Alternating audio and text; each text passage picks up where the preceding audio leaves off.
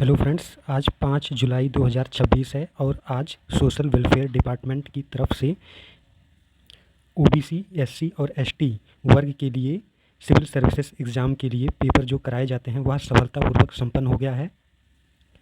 और हम official question paper के उत्तरों पर चर्चा करने जा रहे हैं, जिसमें पहला प्रश्न है, निम्नलिखित में से किस आयन की ध्रुवण क्षमता सबसे अधिक होती है? तो इसका सही उत्तर होगा option 1 beryllium di positive ion. दूसरा प्रश्न है, अपने लेखों में देवनागरी लिपि का प्रयोग सर्वप्रथम किस राजवंश ने किया था? तो इसका उत्तर होगा परमार वंश।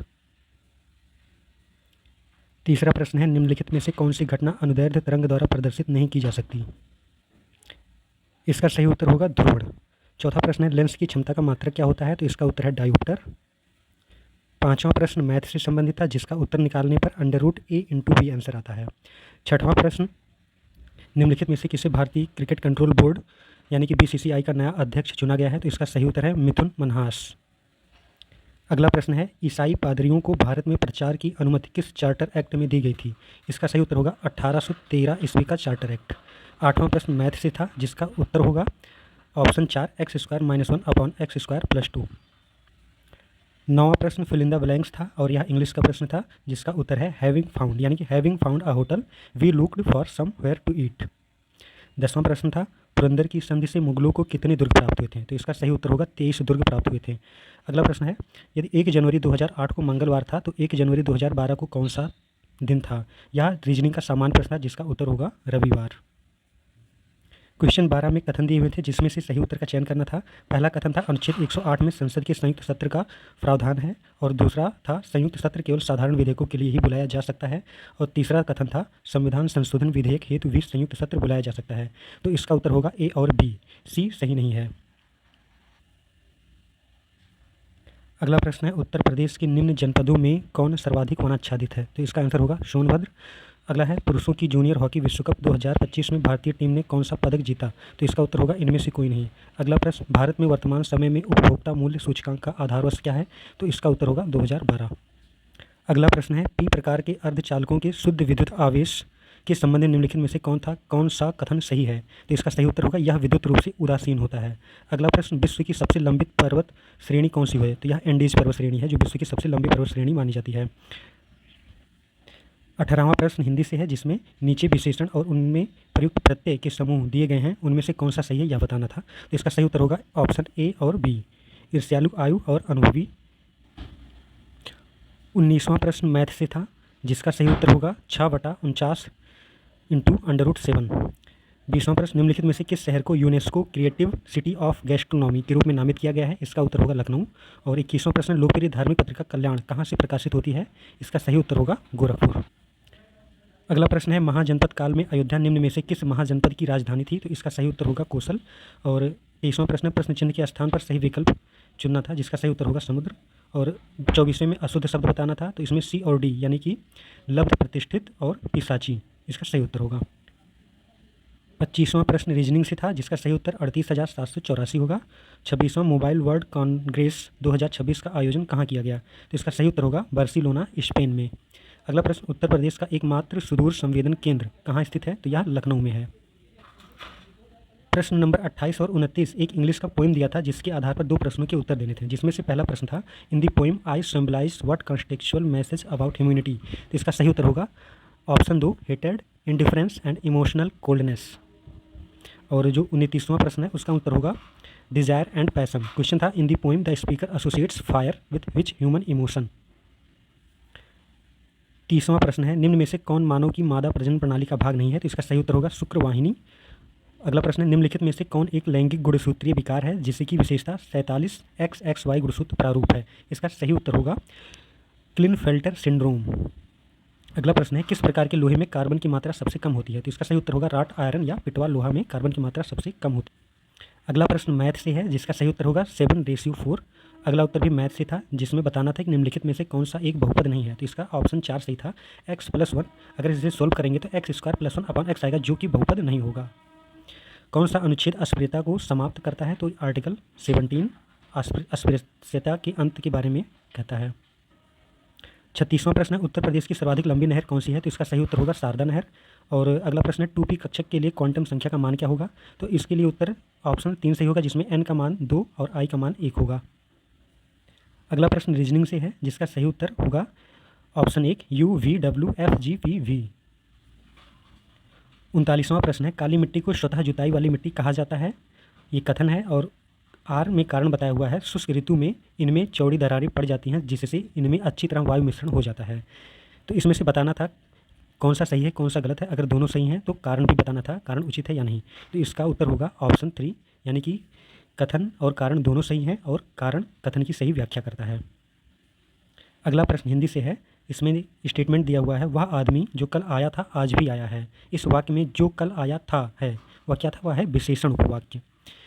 अगला प्रश्न है, दो पासे एक साथ फेंके जाते हैं, प्राप्त संख्याओं के गुणनफल का एक पूर्ण वर्ग होने की प्रायिकता क्या है? तो इसका उत्तर होगा 2/9। 42वां प्रश्न है, अभ्यास सूर्य किरण 19/2025 निम्नलिखित में से किन देशों की सेनाओं के बीच अभ्यास था? तो अभ्यास सूर्य किरण भारत और नेपाल के बीच होता है। भारत सरकार की पंचामृत रणनीति निम्नलिखित विषय में से किस पर आधारित है? तो यह पर्यावरण एवं जलवायु परिवर्तन से संबंधित है। मेंडलीव की आवर्त सारणी परमाणु द्रव्यमान पर आधारित थी। और अगला प्रश्न मैथ से है, जिसका उत्तर a = 1 और b = ±√2 था। अगला प्रश्न जिसमें सही जोड़ा चुनना था, मधुमक्खी के लिए अगर छत्ता है तो गाय के लिए गौशाला होता है।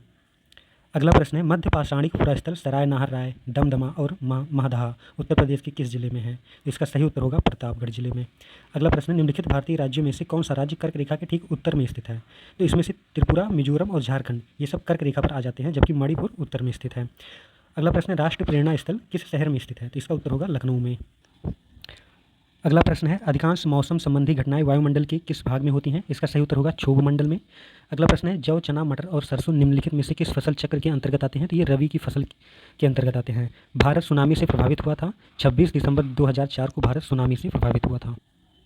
अगला प्रश्न है, निम्न में से कौन सा एक बंदरगाह विश्व के कॉफ़ी बंदरगाह के रूप में जाना जाता है?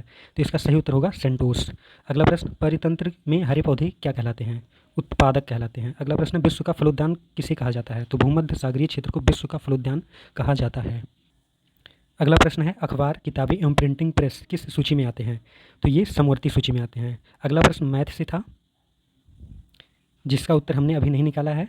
उसके अगला प्रश्न रीजनिंग से संबंधित है, जिसका उत्तर होगा 3125। अगला प्रश्न है, भारत का सर्वोच्च न्यायालय किस अनुच्छेद के अंतर्गत स्थापित किया गया था? तो इसका सही उत्तर होगा आर्टिकल 124 के अंतर्गत।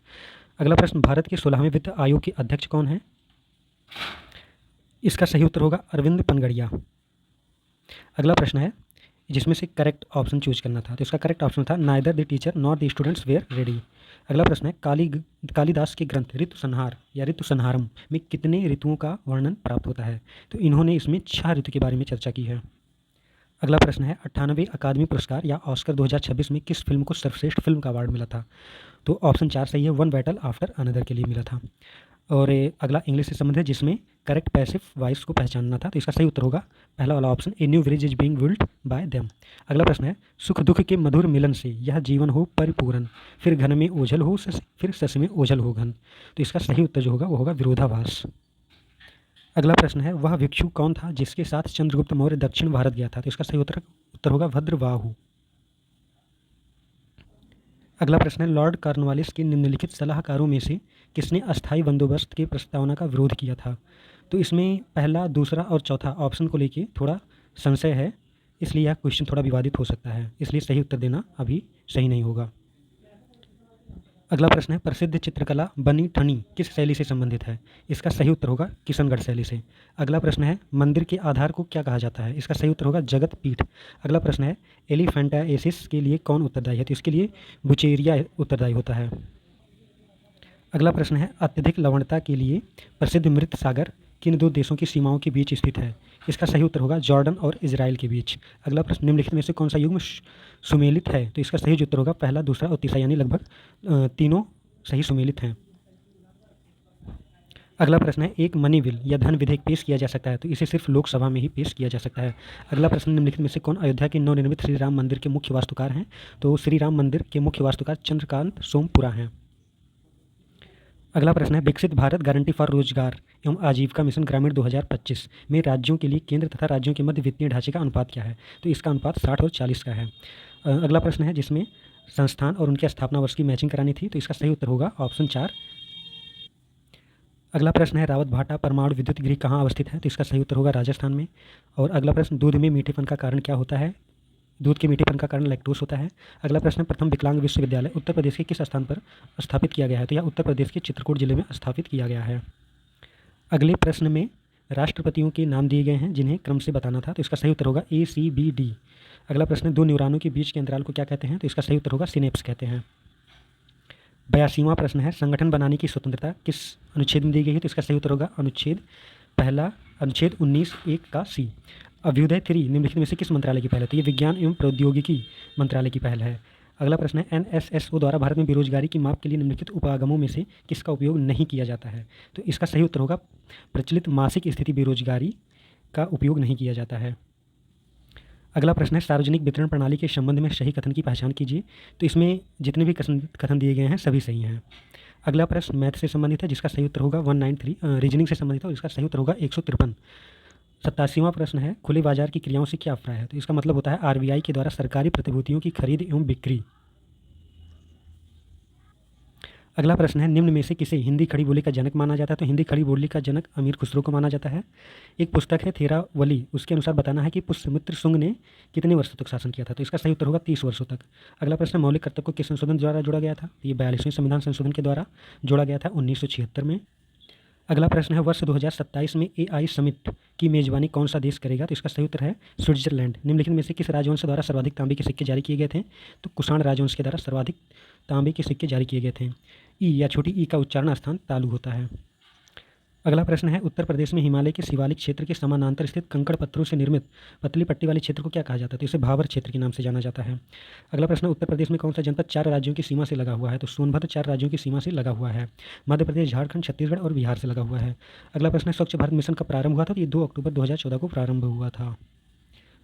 अगला प्रश्न है जूल का संबंध अगर ऊर्जा से है तो इसी प्रकार पास्कल का संबंध किससे होगा, तो पास्कल का संबंध दाब से होता है। अगला प्रश्न राजीव गांधी पेट्रोलियम प्रौद्योगिकी संस्थान उत्तर प्रदेश के किस शहर में स्थित है, तो ये अमेठी के जायस में स्थित है। जायस नामक एक स्थान है जहाँ पर राजीव गांधी पेट्रोलियम प्रौद्योगिकी संस्थान स्थित है।